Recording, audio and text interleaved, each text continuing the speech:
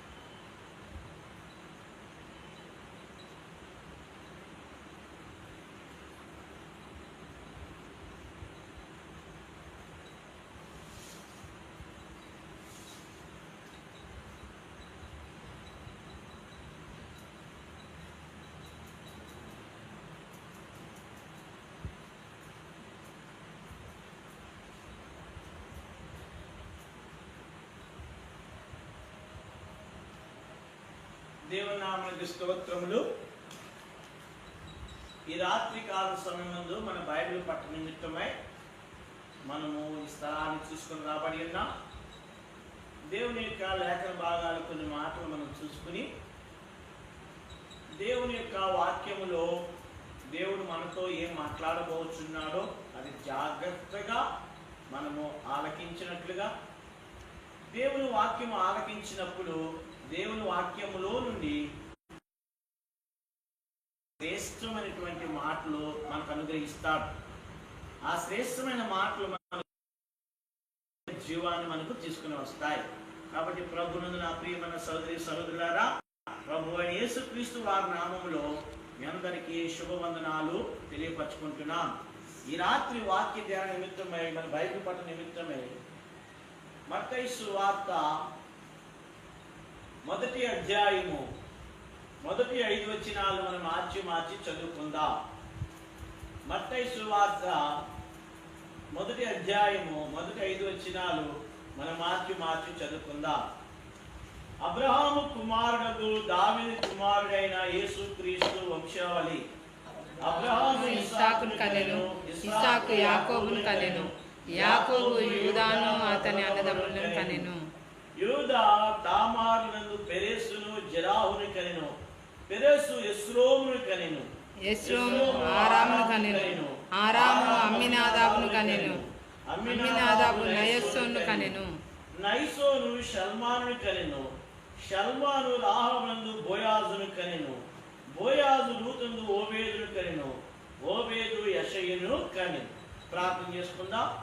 దేవుని సహాయం కొరకై దేవుని యొక్క వాక్యము మనందరికీ విరిచి పంచిపెట్టినట్లుగా మనం తలలో వంచి దేవుని వైపు మనం చూచినప్పుడు దేవుడు తన ఆత్మతో ఆయన మన మధ్య మెల్లని స్వరము వినిపింప చేస్తాడు. ప్రార్థన చేసుకుందాం. శాశ్వతమైన ప్రేమతో ప్రేమించిన మా పరలోకపు తండ్రి, మహాపరిశుద్ధుడు, జీవమగల సత్యవంతుడైనటువంటి మా దేవ, ఉన్నవాడు అనువాడమైనటువంటి దేవ, మీ యొక్క పరిశుద్ధమైన శక్తిగల నామమును బట్టి మీకు వందనాలు. ఈ రాత్రి మీ కుమారుడైన యేసుక్రీస్తు ప్రభువారి శ్రేష్టమైన నామమును బట్టి మీ వైపు మా చేతు పెట్టడానికి ఇచ్చిన ఆదిత్య కొరకై వందనాలు. దేవా, ఈ బైబిల్ పఠన నిమిత్తమై మత్తయి సువార్త మొదటి అధ్యాయం 5 వచనాలు చదువులో సహాయపడ్డారు. మీ ప్రజలము మీ మెల్లని స్వరం వినడానికి మేము చేరి వచ్చాం. అయితే మీ ప్రజలైన వారి మధ్య నిలువబడి నేను సంపూర్తిగా ఖాళీ చేసుకుంటున్నాను. దేవా, దయతో నన్ను కనికరించుము, కృప చూపించుము. మీ నోటున్న మాట నా నోట ఉంచినట్లుగా మీ దైవ పరిశుద్ధ ఆత్మతో నన్ను నింపండి. మీరే నాకు సహాయం చేయండి. ఈ లైవ్ ప్రోగ్రాన్ని కూడా మీరు ఆస్వాదించి దీవించమని ప్రార్థిస్తూ, మా పితరుడు మీ దాసుని అబ్రహాము యొక్క జీవితాన్ని ధ్యానిస్తుండగా పరిశుద్ధ ఆత్మదేవ మీరే మమ్మల్ని దేవా నడిపించి జీవజల బుగ్గలెద్దుకు నడిపించు. మీరే మా మంచి కాపురు కనుక ప్రియమైన ప్రభువా మాకు సహాయం చేయమని ప్రార్థిస్తూ, ప్రభువును రక్షకుడైన యేసుక్రీస్తు ప్రభు వారి నామమును బట్టి ప్రార్థిస్తున్నాము తండ్రి. ఆమేన్. దేవుని నామమునకు స్తోత్రములు. ఇక్కడ మనము గత దినాల నుంచి చూడండి, మత్తయి సువార్త మొదటి అధ్యాయము, మత్తయి సువార్త మొదటి అధ్యాయము మొదటి వచనం చూడండి. అబ్రహాము కుమారుడు దావీదు కుమారుడైన యేసుక్రీస్తు వంశావళి. ఇక్కడ పాత నిబంధనలో నుంచి కొత్త నిబంధనలోనికి మనం ప్రవేశించినప్పుడు ఈ మత్తయి సువార్త కొత్త నిబంధనకి ఒక బ్రిడ్జి వంటిదని మనకు తెలియపరచబడింది. కాబట్టి ఈ మత్తయి సువార్త ఇక్కడ ప్రాముఖ్యమైన విషయం ఏంటంటే, ఈ మత్తయి సువార్త దేంతో ప్రారంభమైంది? అబ్రహాముతో ప్రారంభమైంది. కాబట్టి పాత నిబంధనలో మనం చూస్తే ఆదాముతో ప్రారంభమైంది. అయితే అబ్రహాము యొక్క జీవితాన్ని గత దినాల్లో మనం చూసాం. ఇక్కడ మత్తయి సువార్త మొదటి అధ్యాయంలో మనం చూస్తే ఈ మొదటి అధ్యాయంలో మొదటి వచనంలో ఇక్కడ పరిశుద్ధాత్మ దేవుడు ఆదాముతో రాయడానికి ఇష్టపడలేదు, కానీ పరిశుద్ధాత్మ దేవుడు తన దాసుడైన మత్తయి ద్వారా అబ్రహాము ద్వారా ప్రారంభించడానికి ఇష్టపడి ఉన్నాడు. కాబట్టి ఎందుకని అబ్రహామును దేవుడు ఎందుకు ఎంత ఆసక్తిని ఎందుకు చూశాడు? ఎందుకు అబ్రహాముని అంతగా ఆదాము కంటే అబ్రహాముని ఎందుకు ముందు వరుసలో పెట్టాడు అని మనం గత వారంలో మనం చూశాం. అయితే ఈ రాత్రికాల సమయంలో అబ్రహాము యొక్క జీవితంలో కొన్ని ప్రాముఖ్యమైన సంగతులు మనం జ్ఞాపకం చేసుకుని ఉందాం. కాబట్టి గత బైబిల్ పట్టణాల్లో చూస్తే ఆదికాండము 11, 12 అధ్యాయాలు మనం ధ్యానించినప్పుడు అబ్రహాము పిలువబడినప్పుడు ఊరు అనే పట్టణంలోని పిలువబడ్డాడు. అబ్రహాము పిలువబడినప్పుడు అయ్యా నువ్వు బయలుదేరి నేను నీకు చూపించే దేశంకు నువ్వు వెళ్ళు అన్నాడు. కాబట్టి అబ్రహాము గారు బయలుదేరుతూ అబ్రహాం గారితో పాటు తన తండ్రి అయినటువంటి ఆయన తెరాహును, తన సోదరుడు కుమారుడైనటువంటి లోతును కూడా తీసుకురావడం బట్టి హారాను మట్టుకు వచ్చి అక్కడ నివసించి అని రాయబడింది. హారానులో తెరాహు చనిపోయిన తరువాత మరలా దేవుడు ఆయనను ఎక్కడ తీసుకుని వచ్చాడు? కనాను దేశానికి వచ్చాడు రాయబడింది. ఆ కనాను దేశానికి వచ్చిన తర్వాత మరలా ఆయన జీవితంలో కరువు వచ్చింది. ఆ కరువు తర్వాత ఐగుప్తులోనికి వెళ్ళాడు. ఐగుప్తులో శారాన్ని తీసుకుని పోబడ్డది. ఆ శారాన్ని తర్వాత దేవుడు ఆ ఫరోను మొత్తి అక్కడ తిరిగి మరలా దేవుడు అతని భార్యను తీసుకుని వచ్చాడు. అబ్రహాము యొక్క పిలుపు, అబ్రహాము యొక్క విధేయత గత బైబిల్ పట్టణంలో మనం చూసాం. అయితే ఈ రాత్రి కాల సమయంలో ప్రభులు నా ప్రియమైన సోదరి సోదరులారా, అబ్రహాము యొక్క దైవికమైన గుణ లక్షణాలు, అబ్రహాము యొక్క దైవికమైన గుణ లక్షణాలు మనం చూద్దాం. ఇక్కడ 13వ అధ్యాయంలో మనం చూస్తే అబ్రహాము జీవితంలో అబ్రహాము ఐగుప్తు నుండి దక్షిణ నెగేబులకు వచ్చాను అన్నాడు.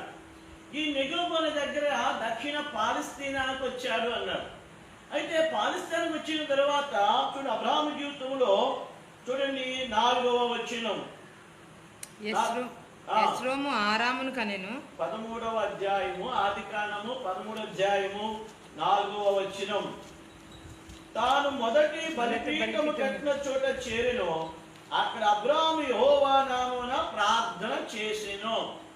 చూడండి ఈ అధ్యాయాల్లో మనం చూస్తే అబ్రహాము యొక్క 3 దైవికమైన గుణ లక్షణాలు రాయబడ్డాయి. ఒకటి అబ్రహాము ప్రార్థనాపరుడు, రెండవది అబ్రహాము ఆస్తిపరుడు, మూడవదిగా అబ్రహాము సమాధానపరుడు. కాబట్టి ఈ 3 విషయాలు రాత్రి ధ్యానించాలని కోరుతున్నాం.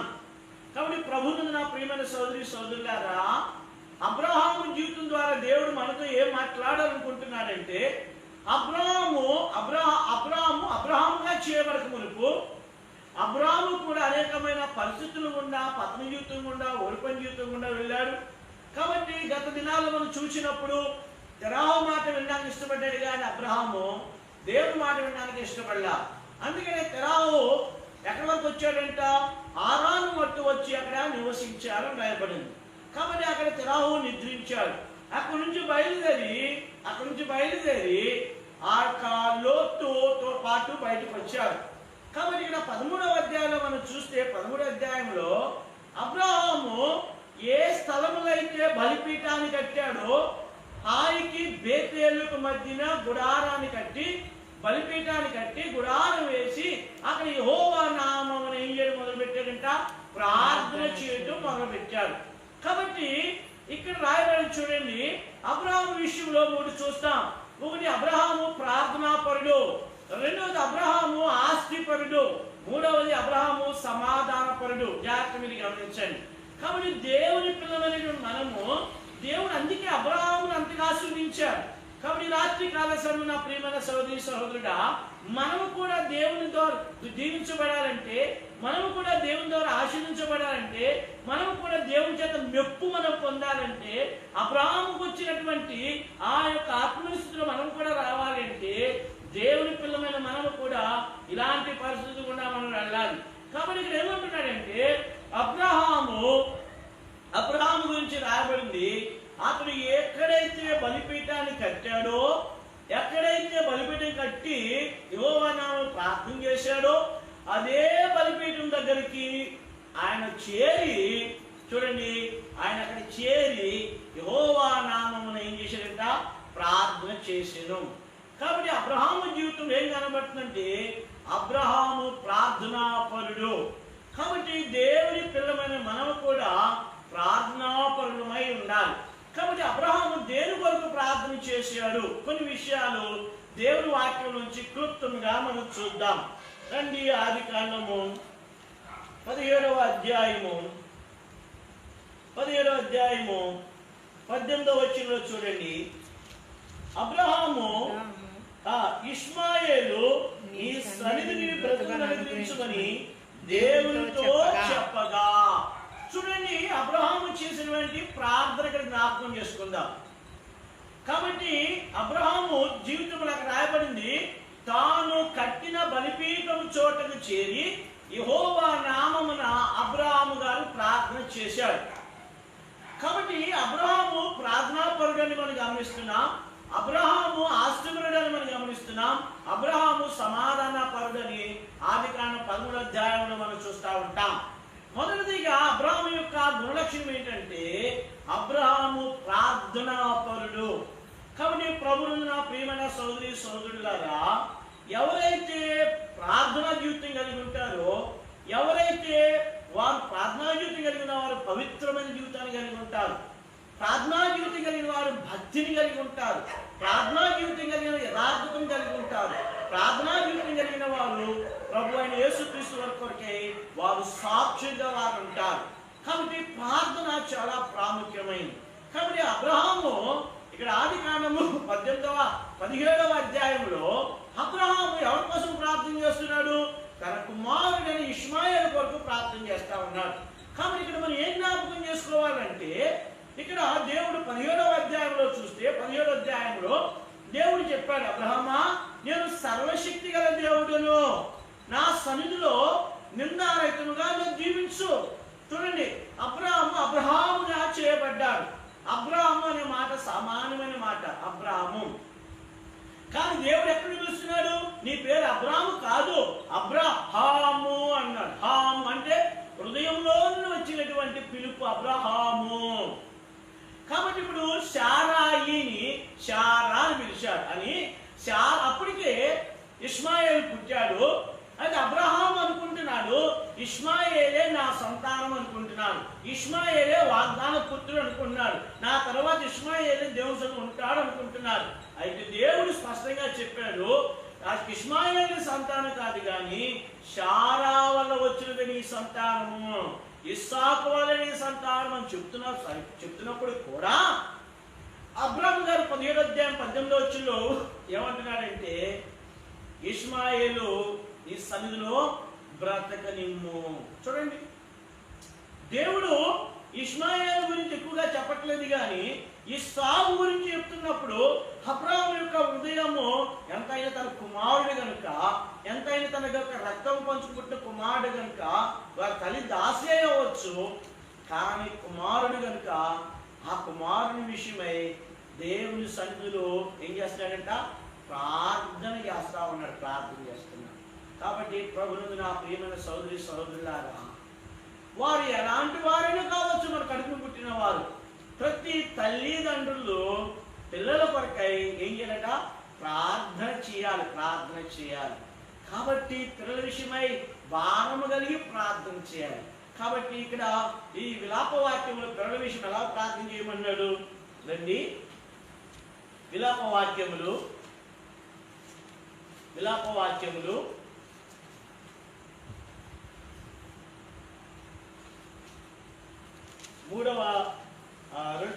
2వ అధ్యాయము చూడండి. ఇక్కడ 19వ వచనం చూడండి. ఇక్కడ నీవు లేచి రేయి మొదటి జామున మొరపెట్టుము, నీళ్లు కుమ్మరించినట్లు ప్రభువు సన్నిధి నీ హృదయమును కుమ్మరించుము, నీ పసిపిల్లల ప్రాణము కొరకు నీ చేతులను ఆయన తట్టు ఎత్తుము. చూడండి, కాబట్టి అబ్రహాము ఆ దినాల్లోనే ఇస్సాకు వల్ల నీ సంతానము అనబడిన దేవుడు చెప్పినప్పటికీ కూడా ఎంతైనా తన కుమారుడు కాబట్టి, ఎలాగ దాసి కుమారుని తన కుమారుడు కాబట్టి ఇష్మాయేలు కొరకై అబ్రహాము ఎంతో భారం కలిగి ఉన్నాడు. అయ్యా ఇష్మాయేలు ఈ సన్నిధిలో బ్రతకనిమ్ము. కాబట్టి ప్రభునందు నా ప్రియమైన సహోదరి సహోదరుడా, మన పిల్లల విషయమై మనం ఎలాగో ప్రార్థన చేస్తున్నాం. ఇక్కడ విలాప వాక్యములు 2వ అధ్యాయంలో అంటున్నాడు, నీ పసిపిల్లల ప్రాణము కొరకు నీ చేతులు ఆయన తట్టు ఎత్తుము, నీళ్లు కుమ్మరించినట్లు ఆయన సన్నిధిలో కుమ్మరించుము. చూసారా, హృదయాన్ని ఏం చేయాలంట? కుమ్మరించాలి. చూడండి, 1 సమూయేలు గ్రంథము 1వ అధ్యాయంలో హన్నా జీవితం మనం చూస్తే హన్నా గొడ్రాలై ఉండిపోయింది. కాబట్టి పెనినాకు పిల్లలు ఉన్నారు. ఎల్కానా హన్నాను ప్రేమించాడు. అయితే దేవుడు పెనినాకు గర్భం తెరిచాడు. అంటే అన్న తన భర్త ఎల్కానా ప్రేమ మీద ఆధారపడిపోయింది. అందుకని ఈ పెనినాకు భర్త ప్రేమ దొరకలేదు, కానీ దేవుని ప్రేమ దొరికింది. చూడండి, అలాగే ఆది కాండములో రాహేలు లేయాను చూస్తే యాకోబు రాహేలును ఎక్కువగా ప్రేమించాడు. కాబట్టి అయితే ఈ రాహేలు కూడా యాకోబుని ప్రేమించింది. లేయా ఎక్కువగా ద్వేషించబడింది. అయితే లేయాను దేవుడు జ్ఞాపకం చేసుకున్నాడు. అంటే ఇక్కడ మనం ఏం అర్థం చేసుకోవాలంటే, మనుషులు మనల్ని ప్రేమిస్తే దేవుడు మనల్ని ప్రేమించడు. మనుషులు మనల్ని అసహించుకున్నప్పుడు, మనుషులు మనల్ని విసర్జించినప్పుడు, మనుషులు మనలో ప్రక్కన పెట్టినప్పుడు, మనుషులు మనలో తోలనాడినప్పుడు, మనుషులు మనం నిందించినప్పుడు దేవుని వాక్యం ఏం చెప్తుందంటే దేవుడు మనల్ని ప్రేమిస్తాడు. అందుకే లోకాసు వార్తలో యేసు ప్రభువు చెప్పిన మాట ఏంటంటే, మనుషుల దృష్టికి ఏదైతే ఘనంగా ఉంటుందో అది దేవుని దృష్టికి అసహ్యము అండి. కాబట్టి మనం మనుషుల దృష్టికి ఘనంగా ఉండాలని కోరుకుంటాం. అయితే బైబిల్ ఏం చెప్తుందంటే, ఏ మనుషుడైతే మనుషులు ఎదుట ఘనంగా ఉంటాడో దేవుని దృష్టికి అసహ్యం. అయితే మనుషుల దృష్టికి ఎవరైతే అసహ్యంగా ఉంటాడో దేవుని దృష్టికి వాడు ఘనంగా ఉంటాడు. కాబట్టి అందుకని మన మనుషుల మీద కంటే దేవుని మీద ఎక్కువగా మనం ఆధారపడాలి. అందుకని అన్న ఎల్కానా మీద ఎక్కువగా ఆధారపడింది. అన్న ఎల్కానా ప్రేమను కోరుకుంది. అయితే ఒక దినం వచ్చింది, దేవుని మందిరానికి వచ్చినప్పుడు తన దేవుని సన్నిధిలో తన హృదయాన్ని ఏం చేసిందంట? కుమ్మరించింది. కాబట్టి అబ్రహాము కూడా దేవుని సన్నిధిలో నిలబడి, దేవుడేమో అబ్రహామా నీ కుమారుడికి పుడతాడయ్యా, ఇస్సాకు పుడతాడు, ఇస్సాకు వల్ల నీ సంతానము, శారా వల్ల సంతానము, ఈ ఇష్మాయేలు నీకు కాదు అని చెప్తున్నప్పుడు దేవుడే అబ్రహాం గారు ఏమన్నారు? ఇష్మాయేలు కూడా నీ సన్నిధిలో బ్రతుకనిమ్ము. కాబట్టి చూడండి, అబ్రహాము ప్రార్థనా పరుడు. మొట్టమొదటిగా ప్రభునందు నా ప్రియమైన సహోదరి సహోదరులారా, మన ఇంటి విషయమై, మన పిల్లల విషయమై మనం ఎక్కువగా ఏం చేయాలి? మనం ప్రార్థన చేయాలి. ప్రార్థన చేసే వారి ఇంటిలో నుంచే భక్తి గల బిడ్డలు బయటకు వస్తారు. నీవు తల్లిదండ్రులుగా నువ్వు ఎంత ప్రార్థన చేస్తావో నీ పిల్లలను దేవుడు అంతగా పరిశుద్ధతలోకి తీసుకుని వస్తారు. ఎందుకంటే కన్నీటితో చేసిన ప్రార్థన ఎప్పుడు కూడా వెనక్కి రాదు అని బైబిల్ చెప్తుంది. అందుకే నువ్వేం చేయాలంట, నీళ్లు కుమ్మరించినట్లుగా నీ దేవుని సన్నిధిలో ఏం చేయాలి, కుమ్మరించుము. నా బిడ్డల పరిస్థితి ఏంటి, నా పిల్లల పరిస్థితి ఏంటి, నా పిల్లల పరిస్థితి ఏంటి. అందుకే గొప్ప దైవజనుడు చార్లెస్ స్పర్జన్ గారు ప్రార్థన ఎలా చేస్తారు, అయ్యా జీవన దేవా, నీవు నన్ను ఎలాగైతే నీ బలిపీఠం వద్ద పరిచర్య చేయని పిలిచావో అలాగే నా సంతానాన్ని కూడా నువ్వు ఆహ్వానించు. నన్ను ఎలాగైతే ఉపయోగించుకున్నావో నా సంతానం కూడా ఉపయోగించు. నాకు ఎలాగైతే రక్షించావో నా పిల్లలు కూడా రక్షించుకో. చూడండి, నువ్వు ఎలాగైతే వాక్యం ఇచ్చావో అలాగే వాక్యం నా పిల్లలకు నువ్వు. కాబట్టి ప్రభువున ప్రియమైన సహోదరి సహోదరులారా, మనము గొప్ప దైవజనుడు, ఆయన గొప్ప దైవజనుడు చార్లెస్ స్పర్జన్ గారు తన కుటుంబ విషయమై గొప్ప ప్రార్థన చేశారు. అలాగే అన్న తన పిల్లల విషయమై గొప్ప ప్రార్థన చేసింది. అబ్రహాము కూడా తన కుమారుని ఇష్మాయేలు విషయమై ప్రార్థన చేశారు. కాబట్టి నీవు నేను కూడా ఇక్కడ దేవుని ఎదుగు చేరవచ్చు. నీవు నేను కూడా మన పిల్లల విషయమై ఎంత ప్రార్థన చేస్తా ఉన్నాం. ప్రభునందున ప్రియమైన సోదరి సోదరుడా, ఒక దేవుని దాసుడు సాక్ష్యం చెప్తుంటే నేను విన్నా. ఆ దేవుని దాసునికి 2 కుమారులు, 1 కుమార్తె. ఈ దేవుని దాసుడు దేవుని దాసురాలు ఆ పిల్లలు కాలేజీ నుంచి వచ్చేసిన తర్వాత లేదా స్కూల్ నుంచి వచ్చిన తర్వాత వారు ఆదమర్చి నిద్రపోతున్న సమయంలో ఈ దేవుని దాసుడు ఈ దేవుని దాసురాలు లేచి ఒకవైపు తలవైపు ఆ యొక్క ఇటు పక్కన ఒకవైపు ఇలా పట్టుకుని భార్య భర్త చేతులు పట్టుకుని ఏం చేస్తూ వారి కొరకు ప్రార్థన చేస్తూ ఉండేవాళ్ళంట. రాత్రి అంతా ప్రార్థన చేస్తూ ఉండేవాళ్ళంట. కాబట్టి మన పిల్లల విషయమై మనం అలా ఉన్న ప్రార్థనా జీవితం కలిగి ఉండాలని కోరుతున్నాడు దేవుడు. అందుకని ఇక్కడ బైబిల్లో పరిశుద్ధమైన గ్రంథంలో అబ్రహాము జీవితం ఏంటంటే అబ్రహాము ప్రార్థనా పరుడు. కాబట్టి అబ్రహాము ఎవరి కోసం ప్రార్థన చేసి మొట్టమొదట ఇష్మాయేలు కొరకు ప్రార్థన చేశాడు. రెండవది ఆదికాండము 18వ అధ్యాయంలో మనం చూస్తే 18వ అధ్యాయంలో అబ్రహాము ఎండవేళ గుడారము దగ్గర కూర్చున్నప్పుడు అక్కడ దేవుడు అక్కడ కనబడినప్పుడు ఆయన పరిగెత్తుకుని వెళ్ళి ఆయన ఆహ్వానించాడు. ఆయన ఇదంతా మనకు తెలిసిన భాగమే. ఆతిథ్యం ఇచ్చాడు. ఆతిథ్యము ఆశీర్వాదం తీసుకుని వచ్చింది. కాబట్టి ఆతిథ్యం అయిన తర్వాత అబ్రహాంతో దేవుడు చెప్పాడు, అబ్రహామా, నేను మళ్ళా సంవత్సరానికి నేను వస్తాను. ఇప్పుడు మీరు ఇద్దరే ఉన్నారు, వచ్చేటప్పుడు 3 ఉంటారు అని చెప్పాడు. అని అబ్రహామును అలాగా దేవుడు వెళ్తున్నప్పుడు దూతల ముందు వెళ్ళిపోయినప్పుడు అప్పుడు దేవుడు అనుకున్నాడు, నేను చేయబో కార్యం అబ్రహాములకు దాచేదనా అన్నాడు. ఏంటంటే చేయబో కార్యం? అసలు దేనికి వచ్చాడు దేవుడు? సొదొమ గొమొర్రాల పాపము పరిపూర్ణమైందో లేదో దాన్ని నాశనం చేయడానికి వచ్చాడు. కానీ వస్తూ అబ్రహాము ఏం చేశాడంట? దేవుడు దాటి వెళ్ళలేకపోయాడు. కాబట్టి అందుకని అబ్రహాము కూడా సాష్టాంగపడి అంటున్నాడు, దేవా, నీ దాసుని దాటిపోవద్దు. నీ దాసు నిమిత్తమే నువ్వు వచ్చావు కదా.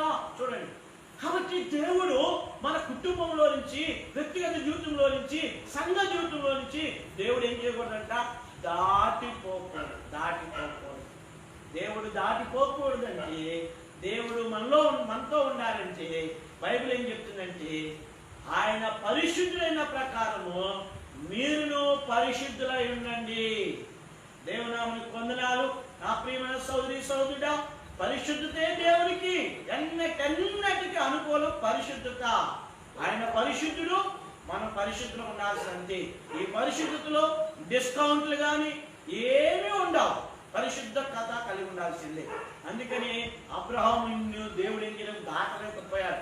ఇప్పుడు దేవుడు మనసులో అనుకున్నాడు, అయ్యో, నేను చేయబో కార్యం అబ్రహామునకు దాచేదనా. అప్పుడు దేవుడు చెప్పాడు అబ్రహాముతో, అబ్రహామా, నేను దేనికి వచ్చాను తెలుసా? సొదొమ గొమొర్రాలను నాశనం చేయడానికి వచ్చాను. సొదొమ గొమొర్రాల పాపము బహు గొప్పది, అది పరిపూర్ణంగా చూస్తానికి వచ్చాను అన్నదప్పటికి, ఇప్పుడు నాశనం చేయడానికి వచ్చాను చెప్పేటప్పటికి అబ్రహాము గారికి వెంటనే ఎవరు గుర్తొచ్చారు? లోతు గుర్తొచ్చాడు. చూడండి, అబ్రహాము చేసిన ప్రార్థన రెండోది. మొదటిగా ఎవరి గురించి ప్రార్థన చేశాడు? తన కుమారుడైన ఇష్మాయేలు కోసం ప్రార్థన చేశాడు. కాబట్టి ఇష్మాయేలు అప్పటికే 14 సంవత్సరాలు. కాబట్టి ఇష్మాయేల్ కొరకు ప్రార్థన చేశాడు. ఆ ఇష్మాయేల్ కోసం ప్రార్థన చేశాడు. దేవుడు కూడా అన్నాడు, ఇష్మాయేల్ కూడా నేను ఆశీర్వదిస్తాను, ఇష్మాయేల్ గర్భంలో నుంచి 12 మంది రాజులు వస్తారు, అతను దీవిస్తానని చెప్పాడు అబ్రహాం ప్రార్థన బట్టి. కాబట్టి రెండవది ఎవరి కోసం ప్రార్థన చేశాడంటే తన రక్త సంబంధికులను లోతు కొరకు ప్రార్థన. లోతు గుర్తొచ్చాడు వెంటనే సొదొమ గొమొర్రాలో ఎవరున్నారు? నా తమ్ముడు కుమారుడు లోతు ఉన్నాడు, వాడిని నువ్వు విడిచి వెళ్ళిపోయినా సరే వాడు నా రక్త సంబంధి. అయ్యో, అలాంటి రక్త సంబంధంలో నుంచి అలాంటి రక్త సంబంధం నాశనం అయిపోతా అబ్రాహాము గారు తట్టుకోలేకపోయాడు. అప్పుడు మొదలు పెట్టాడు. ఏమని మొదలు పెట్టాడు? దేవా, దుష్టులతో నీతిమంతులు నాశనం చేస్తావయ్యా, సర్వలోకానికి న్యాయం తీర్చువాడా అని దేవుణ్ణి ఏం చేయడం మొదలెట్టాడు? కూల్ చేయడం మొదలెట్టాడు. దేవుని ఏం చేయడం మొదలెట్టాడు? అయినా ఎంతో జాగ్రత్తగా బహుశా కట్టుకుంటాడు అబ్రాహాం గారు ఇలా కట్టుకుని, అయ్యా సర్వలోకానికి న్యాయం తీర్చేవాడా, ఇలా అనగానే చాలు దేవుడు ఏం చేస్తాడు? వెంటనే అబ్రాహాం గారు దేవుడు కనికరించిన దేవుడు. ఆయన ఎవరైతే, అందుకే ఒక దేవుడు దాసుడు మాట చెప్పాడు, బలహీనమైన విశ్వాసి, జాగ్రత్తగా గమనించండి, బలహీనమైన విశ్వాసి మోకాళ్ళ మీదకి వస్తే దేవాది దేవుడు వెంటనే కలిగిపోతాడు.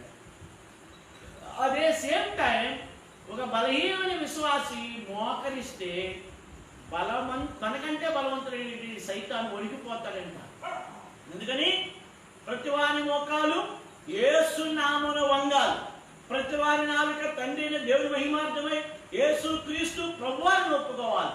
కాబట్టి అన్ని నామముల కంటే యేసు క్రీస్తు నామమును ఏం చేశారంట? ఎవరు హెచ్చించారు. కాబట్టి అబ్రాహాం గారు ఇప్పుడు ఆయన అంటున్నాడు, సర్వలోకానికి న్యాయం తీర్చేవాడా, దుష్టులతో కలిసి నీతిమంతులను నాశనం చేస్తావా అంటే దేవుడు అంటే లేదు, నేను నాశనం ఎందుకు చేస్తాను, నేను నీతిమంతులు ఎందుకు నాశనం చేస్తానని. అయితే అప్పుడు అన్నాడు, ఒకవేళ 50 మంది ఉంటే ఆ పట్టణం వదిలేస్తావయ్యా అంటే దేవుడు అంటే 50 మంది ఉంటే వదిలేస్తాడు.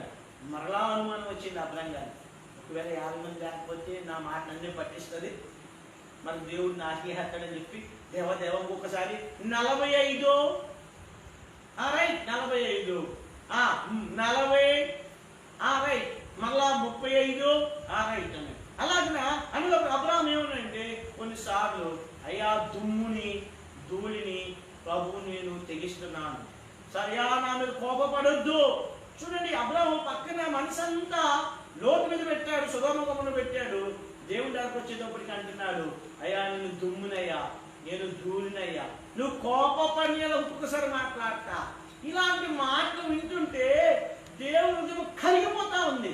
ఇలాంటి మాటలు వింటుంటే దేవుడి హృదయం ఎంతో సంతోషించి అబ్రాహాములో ఉన్నటువంటి లోతు మీద ఉన్న ప్రేమ చూసి దేవుడు తట్టుకోలేక రైట్ నువ్వేమంటావు, రైట్ రైట్ అంటున్నాడు.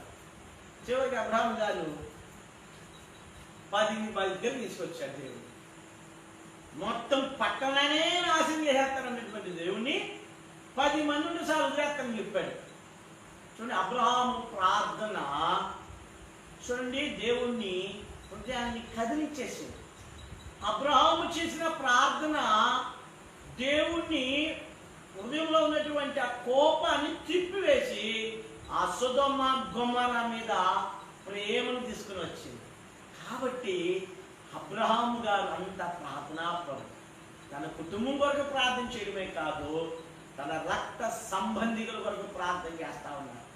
ఆ రక్త సంబంధి అబ్రహాముతో ఉన్నవాడు కాదు, ఆ రక్త సంబంధి అబ్రహాము మాట వినినవాడు కాదు, ఆ రక్త సంబంధి అబ్రహాము విడిచి వెళ్ళిపోయినటువంటి వాడు. అలాంటి వాడు తిరుగుబాటుదారుడితో కలిసి కొరకై అబ్రహాము ఏం చేస్తున్నాడంట? విజ్ఞాపన చేస్తున్నాడు. అప్పుడు దేవుడు చెప్పాడు, ఆ 10 మందే నీతిమంతులు అందులో ఉంటే నేను విడిచిపెడతానన్నాడు. అయితే అక్కడికి వెళ్ళేటప్పటికి 19వ అధ్యాయం వెళ్ళేటప్పటికి అక్కడ 10 మంది కూడా లేరు. అయితే దేవుడు ఒక మాట చెప్పాడు, లోతు నువ్వు అక్కడికి వెళ్ళే వారికి నేనేమీ చేయలేను. అక్కడ రాయబడింది 19వ అధ్యాయంలో అబ్రహామును బట్టి దేవుడు లోతుని ఏం చేశాడంట? జ్ఞాపకము చేసుకున్నాడు. చూడండి నా ప్రియమైన సోదరి సోదరులారా, అబ్రహాము ప్రార్థనాపరుడు. మొదటిగా ఎవరి కోసం ప్రార్థన చేశాడు?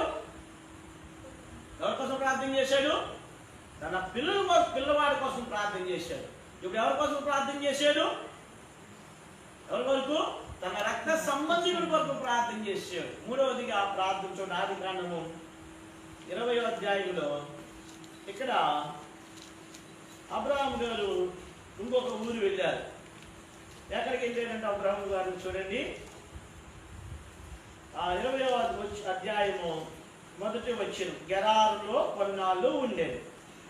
ఈ గెరారులో కొన్నాళ్ళు ఉన్నప్పుడు అక్కడ రాజు అబీమెలెకు ఈ శారా అందాన్ని చూసి అబీమెలెకు అక్కడ చెప్పాడు. అబ్రహాం గారు ఏం చెప్పాడండి? ఆ ఐగుప్తులో చెప్పిన మాటే ఈ ఫిలిష్తీయులు చేసే గెరారులో కూడా అదే చెప్పాడు. ఐగుప్తులు ఏం చెప్పాడు? ఈమె నా భార్య కాదు, ఈమె నా చెల్లెలు అన్నాడు. అలాగే ఇక్కడికి వచ్చేటప్పటికి ఇక్కడ కూడా ఈమె నా భార్య కాదు, నా చెల్లెలు అని చెప్పాడు. ఈ దాన్ని బట్టి ఇప్పుడు ఏం చేయబడింది చూడండి, మాకు రాయబడింది 3వ వచనం చూడండి, 2వ వచనం చివరి భాగంలో, అబీమెలెకు శారాను పిలిపించి తన ఇంట చేర్చుకొనెను. చూడండి, అబ్రహాము గారు కూడా భయస్థుడే. అయితే అబ్రహాము ఐగుప్తులో ఉన్నప్పుడు అదే మాట చెప్పాడు. ఏమన్నాడు? ఈమె నా భార్య కాదు, నా చెల్లెలు అని చెప్పాడు. అప్పుడు దాన్ని బట్టి ఫరో ఏం చేశాడు? తీసుకొని పోయాడు. ఇక్కడ కూడా 28కి వచ్చినప్పుడు ఇక్కడ కూడా అబ్రహాము గారు ఏం చెప్తున్నాడు?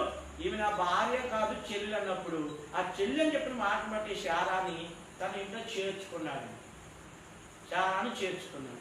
అయితే ఆ రాత్రి దేవుడు ఎక్కడికి వచ్చాడు? అబీమెలెకు దగ్గరికి వచ్చాడు. అబీమెలెకు దగ్గరికి వచ్చి ఏం చెప్తున్నాడు చూడండి, ఆ మాట 3వ వచనంలో అన్నాడు, నీవు నీ ఇంట చేర్చుకుని ఈ స్త్రీ ఒక పురుషునికి భార్య కనుక ఆమె నిమిత్తం నువ్వు చచ్చిన వాడు సుమా. చూడండి, ఏమన్నాడు? చచ్చిన వాడు సుమా అని చెప్పాడు. అయితే అప్పుడు అబీమెలెకు చెప్పాడు, అయ్యా అతడు నా చెల్లి అని చెప్పాడు కదా అన్నాడు. అప్పుడు ఆయన అన్నాడు, చూడండి, అతడు అంటాడు, నేను చేతులతో ఏ దోషం చేయక యథార్థ ఉద్యమంతో ఈ పని చేసి తిని అని. అప్పుడు దేవుడు అన్నాడు, నువ్వు యథార్థంతో నువ్వు చేసావు కనుక ఏ పాపం నువ్వు చేయకుండా నేను ఏం చేశాను? అడ్డగించి తిని అని చెప్పి ఇప్పుడు 7వ వచనం అన్నాడు. చూడండి, కాబట్టి ఆ మనుష్యుని భార్యను తిరిగి అతను అప్పగించుము, అతడు ప్రవక్త, అతడు నీ కొరకు ప్రార్థన చేయును, నీవు బ్రతుకుదువు. దేవుడే సాక్ష్యం ఇస్తాడు. ఏమని? అతడు ప్రవక్త, అతడు నీ కొరకు ఏం చేస్తాడు? ప్రార్థన చేస్తాడు. ఈ మాట విన్నావు కానీ అబీమెలెకు ఏమేసి భయమేసిపోయింది. ఎందుకని? దేవుని వాక్యమే అబ్రహాముతో చెప్పాడు. ఆదికాండం 15వ అధ్యాయం, అబ్రహామా నేను నీకు కేడెమును, నీకు బహుమానమైనాను. కేడెము అంటే అర్థం ఏంటి? కాపాడేది. డాలులాగా ఉండి కేడెం వెనకాతలో ఉంటారు. అంటే అబ్రహాము కేడినెవరు? దేవుడే కేడు. అందుకే కీర్తన 84వ అధ్యాయం 11వ వచనంలో అంటాడు, దేవుడని యెహోవా సూర్యుడును కేడెమన్నాడు, యెహోవా కృపయు ఘనత అనుగ్రహించును, యథార్థముగా ప్రవర్తించు వారికి ఆయన ఏ మేలు చేయక మానడు. కాబట్టి కేడెము. కాబట్టి ప్రభువు నా ప్రియమైన సోదరి సోదరులారా, దేవుడు మనకు కేడెమై ఉన్నాడు. అనగా కేడెం అంటే అర్థం ఏంటి?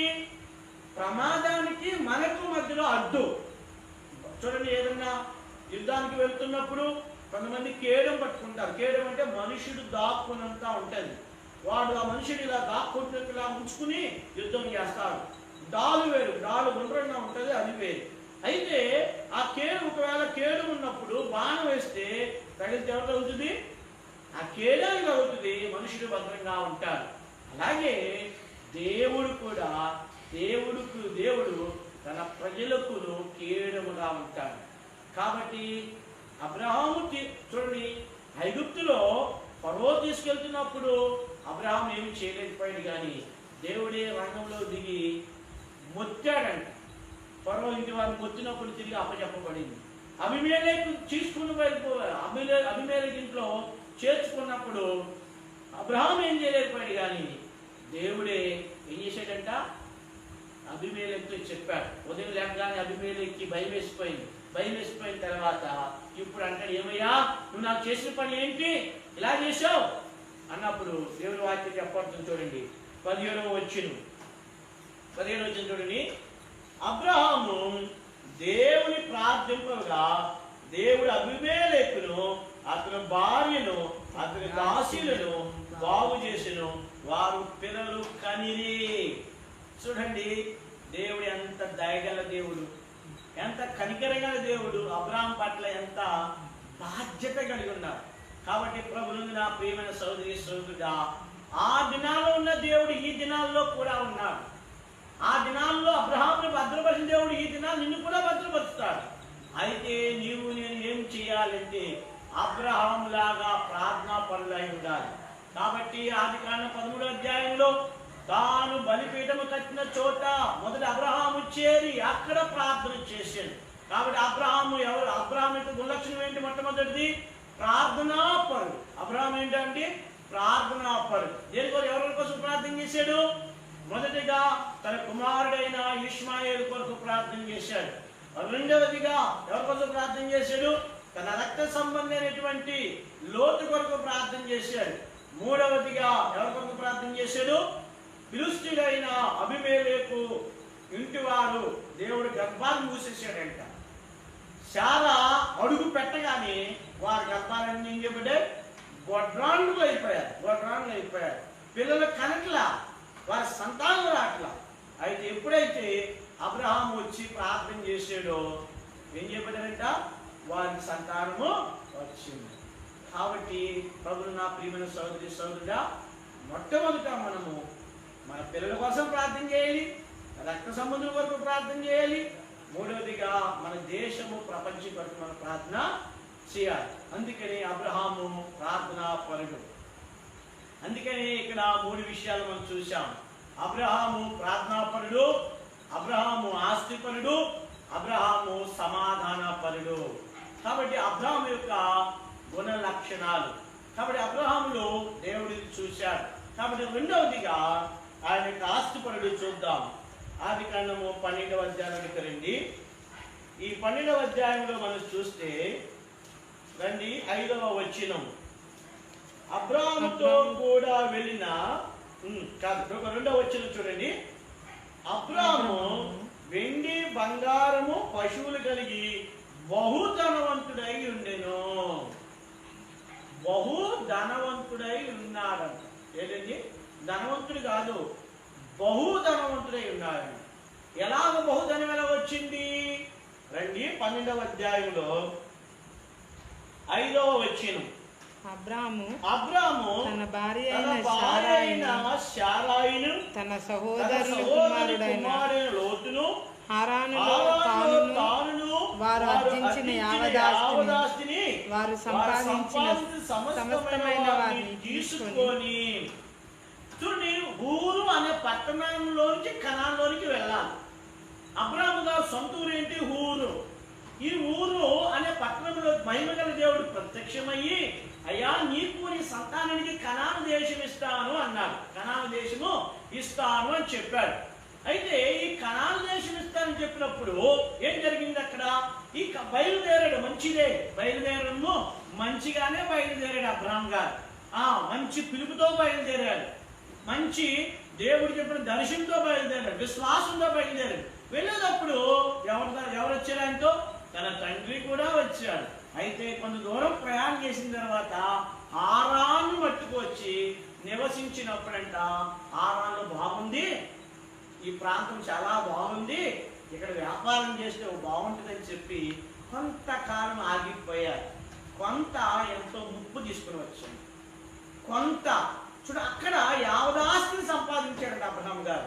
గొర్రెలు వచ్చాయి, గొడ్లు వచ్చాయి, దాసులు వచ్చాయి. అక్కడి నుంచే కాదు, ఐగుప్తుకి వెళ్ళినప్పుడు ఫరో ఐగుప్తులో శారాను తీసుకెళ్ళినప్పుడు శారాను తీసేసిన దాన్ని బట్టి ఆయనకి 12వ అధ్యాయంలో చూడండి, 12వ అధ్యాయంలో అక్కడ ఫరో కూడా ఏం చేశాడంట చూడండి, 16వ వచనం. అతడు ఆమె బట్టి అబ్రాహామునకు మేలు చేసెను, అందువలన అతని గొర్రెలు, గొడ్లు, మగగాడులు, దాసులు, పనికత్తెలు, ఆడగాడులు, ఒంటెలు ఇయ్యబడెను. చూడండి, రెండు ఆస్తులు కలిశాయి. ఒకటి ఊరన్న పట్టణంలో అబ్రాహాం గారు ఖాళీ చేతులతో బయలుదేరాడు, కొంత సమస్తం తీసుకుని బయలుదేరాడు. అయితే ఆరాం మట్టుకు వచ్చినప్పుడు అక్కడ ఆరాంలో ఏం చేశారండి? ఆస్తిని సంపాదించాడు.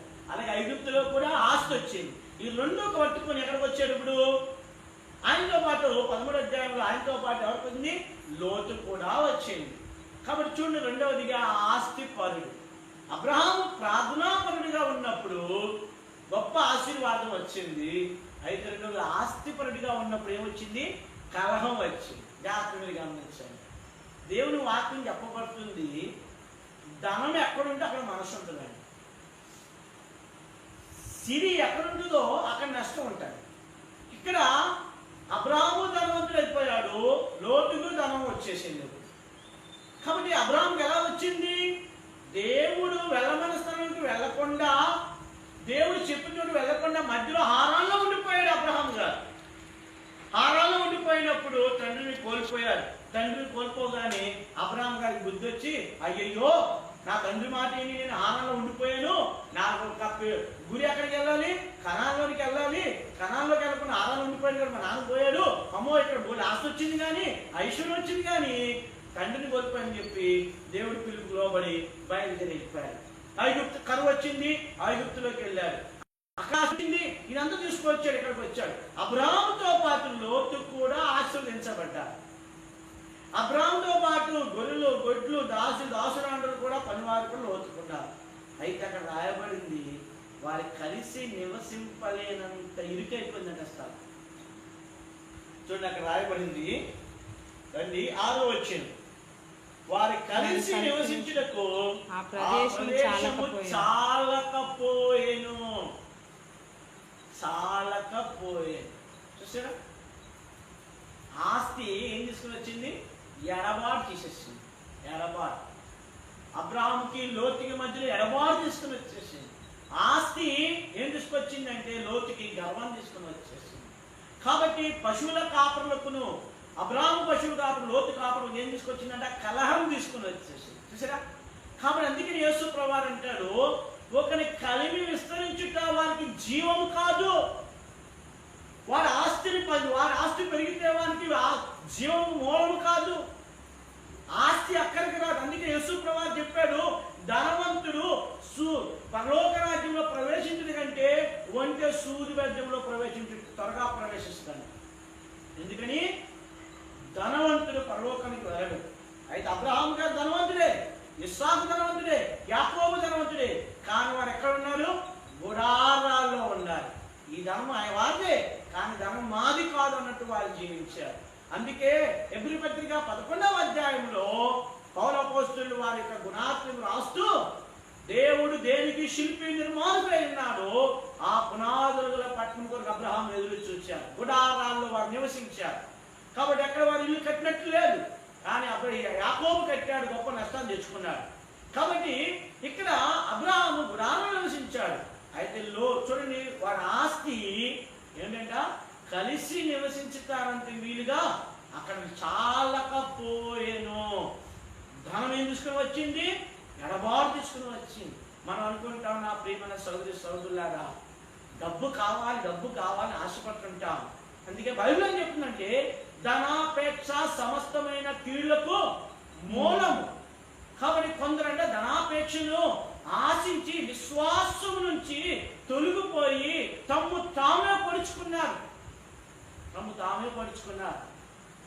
ఎలీషాను చూస్తే ఎలీషా గెహాజీని చూస్తే ఎలీషా అదొక గురు శిష్యులు, ఎలీషా గెహాజీ ఒక గురు శిష్యులు. చూడండి, ఏలియా ఎలాగని జీవించాడు, ఎలీషా అలాగే జీవించాడు. అయితే ఎలీషా జీవించినట్లు గెహాజీ జీవించలేకపోయాడు. ఎంత గొప్ప నష్టాన్ని తెచ్చుకున్నారు. ఎలీషా చెప్పాడు, ఆస్తిని సంపాదించుకోవడానికి ద్రాక్ష చెట్లను ఇవన్నీ సంపాదించి ఇది సమయమా అని అన్నాడు. కానీ మనుషుడు వెళ్ళి ఎక్కడంటే నయమాను గుర్రాముని కలుసుకున్నాడంట. అంటే వాళ్ళు ఉన్న ధనాపేక్ష అంతగా పరిగెత్తించింది. బైబిల్ చెప్తుంది ధనాపేక్ష సమస్తమైన కీళ్లకు మూలం. నీ ధనం ఎక్కడ ఉండదు అక్కడ, ధనం ఎక్కడ ఉండదు అక్కడ మనసు ఉంటుంది. కానీ బైబిల్ ఏం చెప్తుందంటే పరలోకంలో మీ ధనం సంపాదించుకోండి. అయితే అలాగని దేవుడు పేదలకు ఉంచుతాడా? పేదరికి ఉంచడు, పేదలకు ఉంచడు. అందుకే ఆకాశ పక్షులు గమనించుడి. కాబట్టి ఏమని రాయబడింది? దేహమును ప్రాణములు కూడా ప్రాముఖ్యమైనవే. కాబట్టి నా ప్రియమైన సోదరి సోదరులారా, అబ్రాహాము గారు ఆస్తి పడే కానీ ఏం తీసుకొచ్చింది? బంధుత్వ నుంచి వేరు చేయబడి. ఇప్పుడు మూడవదిగా అబ్రాహాము గారు సమాధానపడు. ఇప్పుడు అబ్రాహాము గారు ఏం చెప్పాడో చూడండి. 8వ వచనం అక్కడ మాట రాబడి చూడండి. 7వ వచనంలో అప్పుడు అబ్రాహాము పశువుల కాపరులకును లోతు పశువుల కాపరులకును కలము పుట్టెను. ఆ కాలమందు కనానీయులు పెరిజ్జీయులు ఆ దేశంలో కాపురముండిరి. అబ్రాహామును లోతును పెరిజ్జీయులను కనానీయులు చూస్తా ఉన్నాం. అబ్రాహాము ధనవంతుడే, అబ్రాహాం మంచి కుటుంబం, అబ్రాహాం గొప్పగా ఉన్నాడు అబ్రాహాం గారి. అయితే కలం వచ్చినప్పుడు అబ్రాహాం గారు ఎలా ప్రతిస్పందిస్తాడా అని దేవుని నామానికి అవమానం రాకూడదని అబ్రాహాం గారు ఆత్మీయుడు కనుక అక్కడ మాట రాశాడు, మనము బంధువులము కనుక అన్నాడు. కానీ మనము సహోదరులము కనుక ఇక్కడ అంటున్నాడు, నాకును నీకును నా పశువుల కాపరు నీ పశువుల కాపరులకు ఏముండకూడదు? కలహం ఉండకూడదు. కలహం వస్తే కనానీయులు పెరిజ్జీయులు ఏం చేస్తారండి? నవ్వుకుంటా ఉంటారు. ఓ అబ్రాహాం గారంట ఊరు పట్ల నుంచి బయటకు వచ్చాడంట, దేవుడి మాట లోపడ్డాడంట, దేవుడికి విధేయత చూపించాడు, ఇప్పుడు ఎంత గొప్పవాడు అనుకున్నాం. వాళ్ళ మధ్యలోకి కూడా వచ్చేసింది, కలవరం వచ్చేసింది. కానీ అబ్రాహాం గారు ఆత్మీయుడు కనుక ఏమనంటే, అయ్యా లోతుని పిలిచాడు. లోతుని పిలిచి చెప్పాడు, అయ్యా లోతు, మనము ఎవరము? బంధువులు, అంటే సహోదరులం. మనం దెబ్బలాడుకోకూడదు. కాబట్టి దేవుని పిల్లలు ఎప్పుడు కూడా ఏం చేయకూడదంట? దెబ్బలాడకూడదు. నష్టపోవడానికి ఇష్టపడవచ్చు, సమాధానాన్ని పోగొట్టుకోలేదు అబ్రాహాం గారు. కాబట్టి ప్రభువు నా ప్రియమైన సోదరి సోదరుడా, అందుకే ఇలాంటి గుణలక్షణాలు కలిగిన అబ్రాహాముతో మత్తయి సువార్త రాయబడింది. కాబట్టి అబ్రాహాం యొక్క గుణ లక్షణాలు మనం చూసాం. అబ్రాహాం మొదటి ఎవరు? ప్రార్థనా పరుడు. రెండవది ఎవరు? ఆస్తి పరుడు. మూడవది ఎవరు? సమాధాన పరుడు. ఆయన అక్కడికి వెళ్ళి చెప్తున్నాడు లోతుతో, ఓ లోతు, కనానీయులు పెరిజ్జీయులు చూస్తున్నారయ్యా, మనం దెబ్బలాడుకోవడం ఎందుకు? మన బంధువులు దెబ్బలాడుకోవద్దు. కాబట్టి నాకు వేరుగా నీవు ఉండు, మనం కలిసి ఇక్కడ ఉండి దెబ్బలాడుకోవడం కంటే వేరుగా ఉండి సమాధానం కలిగి ఉంటా మనకు మంచిది. చూసారా, ఒక స్థలంలో ఉండి దెబ్బలాడుకోవడం కంటే వేరైపోయి చక్కగా ఏ స్థలంలో అయితే దేవుడు చెప్పాడో ఆ స్థలంలో ఉండి పరిచర్య చేయొచ్చు. ఆ స్థలంలో ఉండి మనం అక్కడ ఉంటే దేవుడు మనం ఆస్వాదిస్తాడు. అయితే ముందు ఛాన్స్ ఎవరికి ఇచ్చాడు? అబ్రాహాం గారు లోతుకి ఇచ్చాడు. లోతుని పిలిచాడు, లోతు నువ్వు తూర్పు చూడు, పడమర చూడు, ఉత్తరం చూడు, దక్షిణం చూడు అన్నాడు. అయితే లోతు చూసినప్పుడు ఏం కనపడిందంట? చూడండి, అక్కడ రాయబడింది. లోతు 10వ వచనం, లోతు తన కనులెత్తి యోర్దాను ప్రాంతమంతటిని చూచెను. యెహోవా సొదొమ గొమొర్రాను పట్టణమును నాశనం చేయకమునుపు సోయారుకు వచ్చే వరకు అదంతా యెహోవా తోట వలెను, ఐగుప్తు దేశములే నీళ్లు పారు దేశమై ఉండెను. చూశాడు, ఎప్పుడు ఇస్తాడా అబ్రాహాం గారిని చెడిపోదామా అని. స్వతంత్రం ప్రధాని దగ్గర నుంచి ఏముంటది? స్వతంత్రం ఉండదు. అన్ని ప్రధానికి చెప్పాలి, ఇదొద్దు అని చెప్పుకుని ఏమన్నాడు?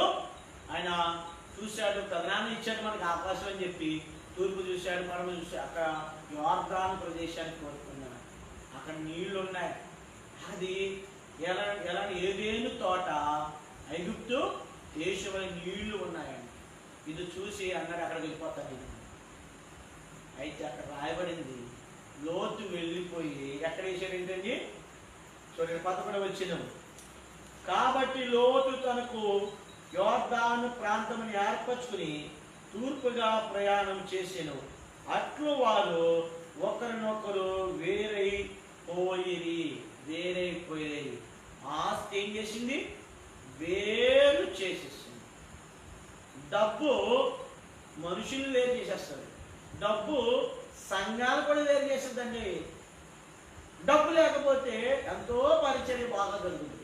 డబ్బు రాగానే లెక్కలని, చేపలు ఏదో తినేస్తున్నాడని, లేక ఎక్కడ ఖర్చు పెడతాడని, ఇవన్నీ చూడండి అనేకమైన ప్రాంతాల్లో ఇలాంటి గొడవలు జరుగుతూ ఉన్నాయి. చూడండి, ఆస్తి కాదు ముఖ్యం. అబ్రహాము గారు ఆస్తి కంటే దేని ముఖ్యంగా ఇచ్చాడు?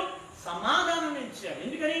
సమాధానపరచువారు ధన్యులు, వారు దేవుని కుమారులు అనబడదు. దేవుని ఆత్మ కలిగినటువంటి మనము ఎప్పుడు కూడా నష్టమైనా పర్వాలేదు, సమాధానం పడడానికే మనం ఇష్టపడాలి. కొత్త పోనీ తీసుకుంటా, మందిని తీసుకో, డబ్బులు తీసుకుంటూ తీసేసుకో, అన్ని తీసేసుకో, వదిలే. అయితే దేవుడు 100 రెట్ల ఫలాన్ని ఇస్తాడు. ఎక్కడైతే దేవుడు సమాధానం ఉందో అక్కడ దేవుడు ఉంటాడు. అందుకే బైబిల్ చెప్పింది, సమాధానపరచువారు ధన్యులు, వారు దేవుని కుమారులు అనబడుదురు. కాబట్టి ప్రభులు, నా ప్రియమైన సోదరులారా, మీరు అన్యాయం భరించినా పర్వాలేదు, సమాధానం ప్రాముఖ్యమైనది. నువ్వు కట్నీళ్ళు ఎవరైనా లాగేసుకున్నా పర్వాలేదు, దేవుడు అంతకంటే ఎక్కువ ఇస్తాడు. నువ్వు కట్టిన స్థలం మందిరాలు లాగేసుకున్నా పర్వాలేదు, దానికంటే దేవుడు ఎక్కువ ఇస్తాడు. అందుకే అబ్రహాం అన్నాడు, లోతు నువ్వు చూసుకో, నీకేం కావాలో తీసుకో, ఎక్కడికంతా వెళ్ళిపో, ఎన్ని ఏరుకు వెళ్ళిపో, కానీ మనం నెమ్మదిగా ఉండాలి. అక్కడ అబ్రహాం ఆస్తి కొరకు, ఐశ్వర్యం కొరకు, ఆ గొర్రెల కొరకు ఆయన అబ్రహాం గారు ప్రయాసపడలేదు, కానీ లోతుని వెళ్ళిపోమన్నాడు. ఆ లోతు ఏర్పరచుకుని సుధోమ గోమార్ దగ్గర కూడా ఆట వేశాడు. అప్పుడు అక్కడ రాయబడింది, లోతు వెళ్ళిపోయిన తరువాత చూడండి, అబ్రహాము లోతుకి ఛాన్స్ ఇస్తే చాయిస్ ఇచ్చాడు, కోరుకోమన్నాడు. అయితే ఇప్పుడు దేవుడు కూడా అబ్రహాము దగ్గరకు వచ్చి ఏం చెప్పాడు చూడండి. అబ్రహాము గారి దగ్గరకు వచ్చి ఏం చెప్పాడు? 14 వచనం, లోతు అబ్రహాము విడిచిపోయిన తరువాత యెహోవా, ఇదిగో నీ కన్నులెత్తి నీవు ఉన్న చోటు, నీ ఉత్తరపు తట్టు, దక్షిణ తట్టు, తూర్పు తట్టు, పడమ తట్టు చూడుము. చూసినా, ఏదైతే అబ్రహాము ఛాన్స్ ఇచ్చాడో, లోతుకి ఛాన్స్ ఇచ్చాడు, ఇప్పుడు అదే చూడండి, మనం మేలు చేస్తే మేలు వస్తుంది. చూడండి, బస్సులో ఎక్కుతున్నప్పుడు బస్సులో కొంతమంది దేవుని పిల్లలు ఏం చేస్తారు? పక్క వాళ్ళని పర్వ తోసేసుకుని వెళ్ళి సీట్ల మీద కూర్చుంటారు. సీట్ల మీద ఏం చేస్తారు? పక్కన ఎవరు రాకూడదు, కానీ ఛాన్స్ ఇచ్చేయాలి. ఇంకో బస్సు ఎక్కు చూసారు, అక్కడ దేవుడు కనిపెడతా ఉంటాడు. ఇక్కడ ఛాన్స్ ఎవరికి ఇచ్చాడు? లోతుకి ఇచ్చాడు. ఒరే లోతు, అబ్రాము అనొచ్చు కదా, లోతు నువ్వు ఎక్కడుండి నేను వెళ్ళిపోతాను అనొచ్చు కదా, నేను వెళ్ళిపోయి సోయానా అక్కడికి వెళ్ళొచ్చు అని అనొచ్చు కదా, అలా. కానీ దేవుని వాక్యం ఏం చెప్తుందంటే, దేవుడు ఆ లోతుకి అబ్రహాం ఛాన్స్ ఇచ్చాడు. ఇప్పుడు దేవుడు అబ్రహాం ఛాన్స్ ఇచ్చాడు. కాబట్టి మనం మేలు చేస్తే ఇది మన మేలు వస్తాడు. కాబట్టి చూసినప్పుడు దేవుడు చెప్పాడు, నీ సంతానానికి ఇస్తానన్నాడు. అక్కడ అబ్రహాము గారు హెబ్రోన్లో దిగి అక్కడ బలిపీఠం కట్టి అక్కడ బలిపీఠాన్ని కట్టాడు. సహవాసం. ఇప్పుడు ఎవరితో సహవాసం చేశాడు? అబ్రహాము గారు దేవుడితో సహవాసం చేశాడు. కాబట్టి అందుకనే అబ్రహాము కుమారుని దావీదు కుమారుని యేసుక్రీస్తు వంశావళి. కాబట్టి మొట్టమొదటిగా గత వారం చూసాం, అబ్రహాము పిలుపుకు విధేయతమని చూసాం. రెండవది, అబ్రహాము యొక్క పిలుపులో ఉన్నటువంటి దైవికమైన లక్షణాలు ఏంటి? మొదటి గుణలక్షణాలు ఏంటి? మొదటిది ప్రార్థనాపరుడు, రెండవది ఆస్తిపరుడు, మూడవది సమాధానపరుడు. అలా అబ్రహాము లాగా మనం కూడా సమాధానంలో ఉన్నప్పుడు మనం కూడా దేవుని కుమారులుగా చేయబడతాం. కాబట్టి అబ్రహాము సమస్తాన్ని తీసుకో వదిలిపెట్టేశాడు. నేను ఎక్కడికి వెళ్తా వెళ్ళు అన్నాడు. అంటే దేవుడికి నాకు చాలు. కాబట్టి నా ప్రియమైన సోదరులారా, అబ్రహాము వల్లే దేవుడు మనల్ని సిద్ధపరచినట్లుగా ప్రభు మనందరినీ సిద్ధపరచును గాక. ప్రార్థన చేసుకుంది. పరిశుద్ధులైన తండ్రి, జీవము గల మా రక్షకుడైన యేసుక్రీస్తు ప్రభువారి అతి శ్రేష్టమైన నామమును బట్టి వందనాలు చెల్లిస్తూ మీ పాదం ఎదురుకు వచ్చాం. మీరు అనుగ్రహించిన ఈ బైబిల్ పట్టణాన్ని బట్టి మీకు వందనాలు. దేవా, చేయబడిన పరిచర్యను బట్టి మీకు వందనాలు. దేవా, మీరు అనుగ్రహించిన శక్తిగల లేఖన భాగాలు బట్టి కూడా మీకు వందనాలు. మేము కూడా అబ్రహాము గారి వల్లే ప్రార్థనా పనులుగాను, మేము కూడా అబ్రహాము వల్లే సమాధాన పుట్టుకున్నట్లు మీరే మాకు సహాయం చేయమని ప్రార్థిస్తూ మమ్మల్ని మీ చేతులుగా అప్పచెప్పుకొంచు. మీరే మాకు కృప దయచేయమని ప్రార్థిస్తూ, ఎవరైతే వాక్యం వింటున్నారో వారిని కూడా మీరు దీవించి ఆశీర్వదించమని ప్రార్థిస్తూ, యేసుక్రీస్తు ప్రభువారి నామమును బట్టి ఈ రాత్రి మంచి నిద్ర దయచేయండి అయ్యా. ఇంకా కరుణ కొట్టే ప్రార్థిస్తున్నాం ప్రభువా. మీ వాక్కును పంపి మీ ప్రజలను మీరు కాపాడండి, మా దేశాన్ని కాపాడండి. ఇంకెవరైతే మా తెలియకుని ఇబ్బందులు గుండా, ఇరుకుల గుండా, బాధల గుండా, దుఃఖముల గుండా, అవమానాలకు, నిందల గుండా వెళ్తున్నారో, దేవా రోగాలను వెళ్తున్నారు, యేసుక్రీస్తు ప్రభు వారు రక్తముతో వారు శుద్ధీకరించి వారు స్వస్థ పొందినట్లుగా సహాయపడమని ప్రార్థిస్తూ, అనేకమైన ఆర్థిక అవసరాలు కలిగిన వారు, అనేకమైన ఆహారం కలిగిన వారు కలిగి ఉన్నారు, కొంతమంది రుణాలు కలిగి ఉన్నాం ప్రభా. కాబట్టి క్రీస్తు మహిమ అవసరాలను మీరు తీర్చమని ప్రార్థిస్తూ, యేసుక్రీస్తు ప్రభు వారి నామమును బట్టి ప్రార్థిస్తున్నాము తండ్రి. ఆమేన్. మన తండ్రి అయిన దేవుని యొక్క ప్రేమయు, ఆయన కుమారుడైన యేసుక్రీస్తు వారికి కృపయు, పరిశుద్ధ ఆత్మిక అన్నిటిమైన సహవాసం, సంతోషం, సమాధానము మనకిప్పుడు ఎల్లప్పుడు సదాకాలం మనకు తోడైంది, మనల్ని నడిపించి, మన భద్రపరిచి కాపాడుగాక. ఆమేన్. పేరుగా ఉండుటకు సాహసించేదం, ప్రేమమూర్తి యేసునే అనుసరించేదం. వేరుగా ఉండుటకు సాహసించేదం, ప్రేమమూర్తి యేసునే అనుసరించేదం. మీ అందరికీ praise the Lord. May God bless you.